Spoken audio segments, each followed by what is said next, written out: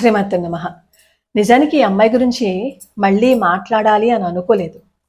కానీ ఆ అమ్మాయి మొన్న ప్రెస్ మీట్లో మాట్లాడుతూ, నేను ఒక ముస్లింని పెళ్లి చేసుకుంటే హిందూ ముస్లింల పెళ్లి అంటున్నారు, రాధాకృష్ణుడు ప్రేమించి పెళ్లి చేసుకోలేదా అని అడిగింది. ఈ మధ్యకాలంలో ఇలా ప్రేమించి పెళ్లి చేసుకోవడం, వాళ్ళ ప్రేమని రాధాకృష్ణులతో పోల్చడం. సరే, నువ్వు పోల్చావు కదమ్మా రాధాకృష్ణుల ప్రేమతో.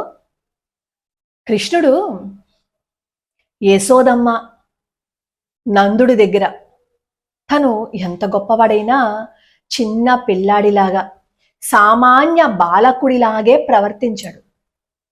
కంసుణ్ణి సంహరించిన తర్వాత దేవకీ వసుదేవుల్ని చెరసాల నుంచి విడిపించి వాళ్ళ కాళ్ళకి నమస్కారం చేశాడు.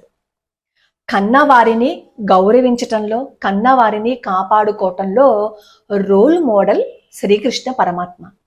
ఏది రాధాకృష్ణుల ప్రేమ గురించి నువ్వు ఎత్తి చెప్పావు కదా, కృష్ణుల్లాగా కాళీయ మర్దన నువ్వు చేయగలవా? అలా నువ్వు చెయ్యగలవా? అడుగు. నువ్వు పెళ్లి చేసుకున్నావు కదా, అతన్ని అడుగు. నీ ప్రేమని కృష్ణుడితో పోల్చావు కదా, కాళీయ మర్దన చేయగలవా? గోవర్ధనగిరిని ఎత్తగలవా? ఆ రాళ్ల వర్షం నుంచి గోపబాలురిని మొత్తం బృందావనాన్ని కాపాడగలవా? కృష్ణుడిలాగా స్నేహితులని ఆదరించగలవా? కృష్ణుడిలాగా సుఖమొచ్చినా దుఃఖమొచ్చినా రెండింటిని సమానంగా తీసుకోగలవా? మరి వీటిని కూడా పోల్చుకో. అదొక్కటే కాదు, ఈ ప్రేమించి పెళ్లి చేసుకున్న వాళ్ళకి బాగా అలవాటు అయిపోయింది. రాధాకృష్ణుడు ప్రేమించి పెళ్లి చేసుకోలేదా, మేం పెళ్లి చేసుకుంటే వచ్చేసిందా అని అడుగుతున్నారు. మరి అదొక్కటే ఎలా పోల్చుకుంటారు? మిగతా అన్ని కూడా పోల్చుకోండి. కృష్ణుడు అణువు ప్రతి విషయాన్ని, కృష్ణుడి వ్యక్తిత్వాన్ని అన్నిటి పోల్చుకుని చూడండి. మన బతుకు పెట్టుకొని చేసిందేమో తల్లిదండ్రుల గుండెల మీద తన్నేసి బయటకు వచ్చేసి పెళ్లి చేసుకోవడము, కృష్ణుడి ప్రేమతో పోల్చుకోను. కృష్ణుడు కన్న వాళ్ళని గౌరవించాడు, కన్న వాళ్ళని ప్రేమించాడు, వాళ్ళని ఎప్పుడూ బాధ పెట్టలేదు, ఎప్పుడూ ఎవరికి అవమానం వచ్చేటట్లుగా ప్రవర్తించలేదు, ఎప్పుడూ ఎవరిని ఏడిపించలేదు. ఇప్పుడు ఎందుకు ఈ మాట నేను చెప్పాల్సి వస్తుంది అంటే, రాత్రికి రాత్రి సెలబ్రిటీ అయిపోయింది కదా. ఈ సెలబ్రిటీ అయిపోయిన ఇలాంటి కొంతమంది నెత్తికెక్కుతాయి కదా కళ్ళు. వీళ్ళు ఏం మాట్లాడతారు అంటే, ఆ ఆవేశంలో మన పురాణ పాత్రలని తీసుకొచ్చి చూపిస్తారనమాట. అది నిజం అనుకుంటారు కొంతమంది అమాయకులు, ఫాలో అవుతూ ఉంటారు కదా. అసలు రాత్రికి రాత్రి సెలబ్రిటీ అయిపోతే కార్ల మీద వేలం వెరిలాగా అంటించేసుకున్నారు ఫొటోస్, ఆ మొనాలిసా ఫొటోస్. దేవతను చూసినట్లు చూశారు. మరి అలా అమ్మాయి మాట్లాడుతుంటే నిజమే కామోసు, ఓహో మనం కూడా అలాగే పోల్చొచ్చు కామోసు అని అనుకుంటారేమో అని ఈ విషయం చెప్తున్నా. అలా పోల్చుకునేటప్పుడు మిగతా అన్ని విషయాల్లో కూడా పోల్చుకోండి. మరి నువ్వేం చేసావమ్మా మోనాలిసా? 6 నెలలు ప్రేమించావా? ఆ ప్రేమకే 60 సంవత్సరాల వయసు ఉందని గొప్పగా చెప్పుకుంటున్నావే. మరి చిన్నప్పటి నుంచి కళ్ళల్లో పెట్టుకుని కాపాడుకుని మలమూత్ర విసర్జన చేసిన చిన్నప్పటి నుంచి ఏమాత్రము అసహించుకోకుండా వాటిల్ని తీసి పక్కన పెట్టి, ఆకలి వేస్తే కడుపు తడిమి పాలు పట్టి అంత పెద్ద చేస్తే, మీ అమ్మగారి గురించి అంత అసభ్యకరంగా మాట్లాడతావా? మీ నాన్నగారి గురించి అంత అసహ్యంగా మాట్లాడతావా? వాళ్ళ ప్రేమని అంత అవమానిస్తావా? మరి వాళ్ళకి ఆ చెడు అలవాట్లు ఉన్నాయని నీకు ముందే తెలుసు కదా, మరి అప్పుడెందుకు అక్కడ ఉన్నావు? అప్పుడే ఏ అధికారులకో చెప్పి నేను ఇక్కడ ఉండలేకపోతున్నాను అని చెప్పలేకపోయావా? నీకు బాగా మాట్లాడడం వచ్చు కదా, బాగా మాట్లాడతావు కదా. 6 నెలల ప్రేమని 60 సంవత్సరాల ప్రేమగా చెప్పుకుంటున్నావు కదా. ఏదో 1 సంవత్సరం నీకొచ్చిన ఆ అవకాశాల్లో ఏవైనా డబ్బులు వస్తే జీవితం అంతా కుటుంబాన్ని పోషించినట్లు చెప్తున్నావే. తల దించుకుని బ్రతికాను, నేను మొనాలిసా బతుకు ఎలా ఉంటుందో మీకు తెలియదు అంటూ చెప్పి మాట్లాడేవే. తల్లిదండ్రుల ప్రేమని కాలదన్నేసి వాళ్ళ గుండెల మీద తన్నేసి వచ్చేసావే. కొంచెం కూడా బాధ అనిపించలేదా? వాళ్ళు నిన్ను ప్రశ్నిస్తే దాని గురించి దుయ్యబెట్టి మాట్లాడుతున్నావే. అంత ప్రేమని కాలదన్నుకుని నువ్వు వచ్చేసావు, వాళ్ళ ఆ ప్రేమని కాదు అని అనుకోలేదు.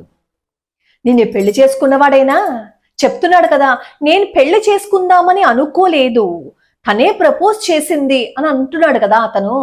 మరి నీకు బుద్ధి లేక నువ్వు ప్రపోజ్ చేశావు అని అనుకో, అతని బుద్ధి ఏమైపోయింది? 6 నెలల ప్రేమ కదా, అన్ని సంవత్సరాలు పెంచిన తల్లిదండ్రులని వదిలేసి ఎలా వస్తావు? వాళ్ళని ఒప్పించి పెళ్లి చేసుకుందామని ఎందుకు చెప్పలేకపోయాడు? ఎందుకు చెప్పలేకపోయాడు అంటే పథకం ప్రకారము వాళ్ళు చేశారు కాబట్టి. కావాలని మొనాలిసాని ట్రాప్ చేశారు. ఆ ట్రాప్ లో వెళ్ళి పడింది.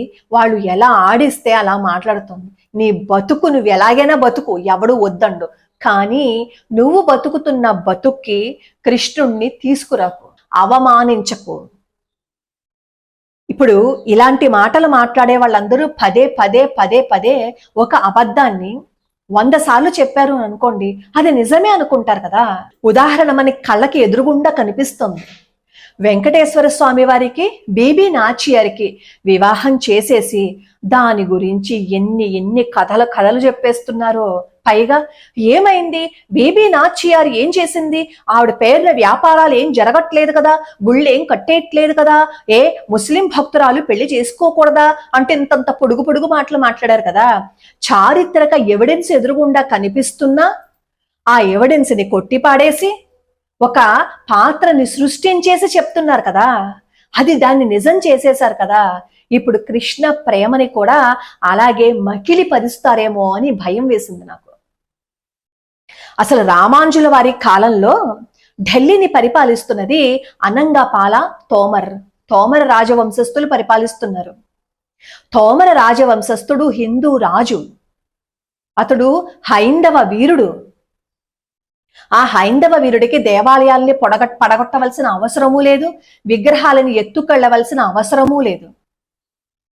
మరి రామానుజుల వారి కాలంలో మాలిక్ కాఫిర్ని ఢిల్లీ సుల్తాన్గా చేసేసి ఆ మాలిక్ కాఫిర్ కూతురుగా బీబీ నాచియార్ని సృష్టించేసి కథని అల్లేశారు.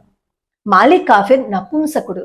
అలా అంటే ఒక పిల్లని పెంచుకున్నాడు, తనకి లక్ష్మీదేవిగా అవతరించిందని లక్ష్మీదేవి అవతారంగా భావిస్తూ పెంచుకున్నాడు అని కథలు సృష్టించేశారు కదా. ఆ మాలిక్ కాఫిర్ సంవత్సరమే వేరు, అతని పరిపాలించిన కాలమే వేరు, రామానుజుల వారి కాలమే వేరు. 2 పొంతనలేని విషయాలని కలిపేసి వెంకటేశ్వర స్వామి వారికి పెళ్లి చేసేసి ఒక పాత్రను సృష్టించేసి ఒక అబద్ధాన్ని పదే పదే పదే పదే అంటూ అలా నిజం చేసే ప్రయత్నం చేశారంటే నిజం చేసేశారు, దాంట్లో విజయాన్ని సాధించేశారు. ఈ రోజుకి చారిత్రక ఎవిడెన్స్లు చూపించమంటే మాత్రం మన చేత కాదు, మనం చూపించలేము. ఎందుకంటే రామానుజుల వారి కాలం వేరు, ఈ మాలిక్ కాఫిర్ కాలం వేరు, కాబట్టి అసలు ఆధారాలు చూపించలేరు. ఇలా ఈ బీబీ నాచ్యాన్ని తీసుకొచ్చి మనం కూర్చోపెట్టడం వల్లే ఈ మధ్య కాలంలో వస్తున్న మాటలు వినే ఉంటారు కదా. మీ వెంకటేశ్వర స్వామి మా బీబీ నాచ్యాన్ని పెళ్లి చేసుకున్నాడు, మాకు కూడా అక్కడ హక్కు ఉంది. ఇంకా ముందుకు వెళ్ళి అసభ్యకరమైన మాట ఏం మాట్లాడారో తెలుసా, వెంకటేశ్వర స్వామి వారికి సుంతి కూడా చేసేశారు.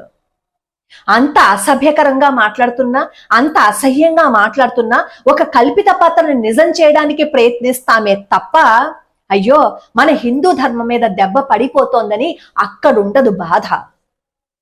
ఏవైనా అంటే తప్పే ఉంది, అలా ఉండరా, వేరే మతస్థులు ఉండరా, జగన్నాథ స్వామి వారికి వేరే మతస్థులు లేరా, కృష్ణుడికి వేరే మతస్థులు భక్తులు లేరా అంటారు. వాళ్ళు భక్తులు వరకు మాత్రమే. భక్తి వేరు, ఏకంగా పెళ్లి చేసేయటం వేరు. తిరుమలలో కూడా విగ్రహాన్ని పెట్టేశారు, ఈ బీబీ నాచ్యార్ని పెట్టేశారు. ఇది వరకు అర్జున మండపంలోనే ఎక్కడో ఉండేది. అంటే అలా చరిత్రని వక్రీకరించే ప్రయత్నాలు ఎన్నో జరిగాయి, జరుగుతున్నాయి, జరగబోతాయి కూడా. ఈ మొనాలిసా కూడా ఇప్పుడు అదే ప్రయత్నం చేసింది. అక్కడ కదా ఉంది, వాళ్ళు చెప్పుంటారు కృష్ణుడు రాధ పెళ్లి చేసుకున్నారు కదా ప్రేమించి, మన ప్రేమ కూడా తప్పు లేదు అని. ఆ మధ్య కేరళ స్టోరీ వచ్చింది కదా, అప్పుడు ఒక అమ్మాయి వీడియో చేసింది కదా, ఎలా అవతల మతస్థులు ఎలా బ్రెయిన్ వాష్ చేస్తారు అనేది అమ్మాయి చెప్పింది అందులో. మన పురాణాల్లో కొన్ని పాత్రలను తీసుకుని వాటిని వక్రీకరించేసి బ్రెయిన్ వాష్ చేస్తే ఓహో తప్పు లేదేమో, రాధాకృష్ణులే ప్రేమించి పెళ్లి చేసుకున్నప్పుడు మనం పెళ్లి చేసుకుంటే తప్పే ఉంది అని చెప్పి జిహాదీకి గురవుతున్న ఆడపిల్లలు ఎంతో మంది ఉన్నారని ఆ అమ్మాయి వీడియోస్లో చెప్పింది. కళ్ళు తెరుచుకోండి ఆడపిల్లలు. తల్లిదండ్రులు మిమ్మల్ని ఏమీ చెయ్యరు.